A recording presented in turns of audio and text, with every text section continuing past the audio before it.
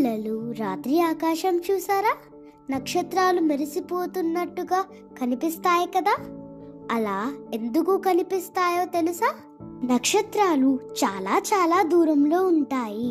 మనకు కనిపించే నక్షత్రాల వెలుగు చాలా దూరంలో ప్రయాణం చేస్తూ మన దగ్గరికి వస్తుంది.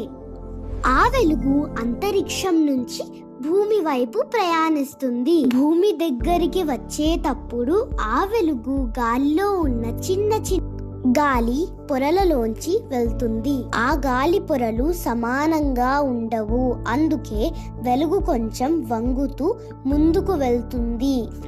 వెలుగు ఇలా వంగుతూ కదలడం వల్ల నక్షత్రం మెరిసిపోతున్నట్టుగా మన కళ్ళకి కనిపిస్తుంది.